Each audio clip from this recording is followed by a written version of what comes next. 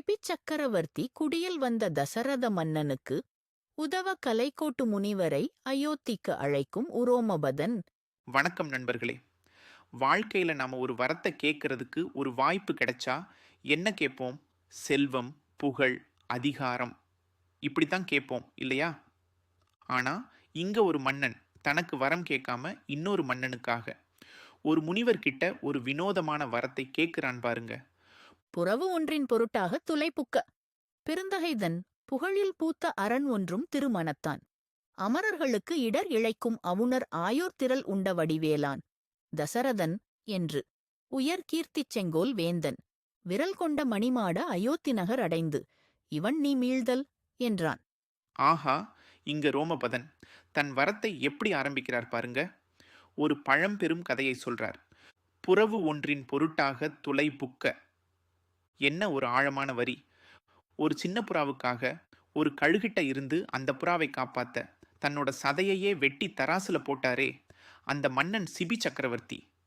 அடடா, அவர் பேரு சொன்னாலே நம்ம மனசு சிலிர்க்கிறது இல்லையா?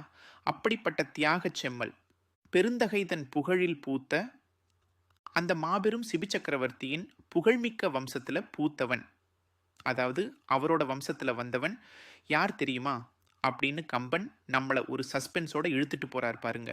இதுதான் கம்பரோட மேஜிக். அரண் ஒன்றும் திருமணத்தான். அமரர்களுக்கு இடர் இழைக்கும் அவுணர் ஆயோர்.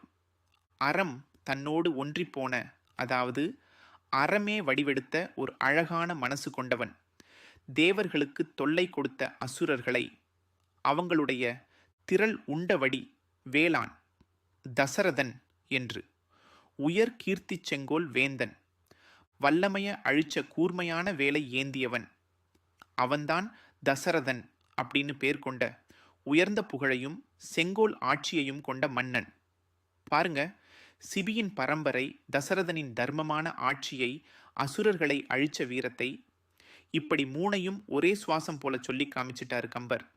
விரல் கொண்ட மணிமாட அயோத்தி நகர் அடைந்து இவன் நீ மீள்தல் என்றான்.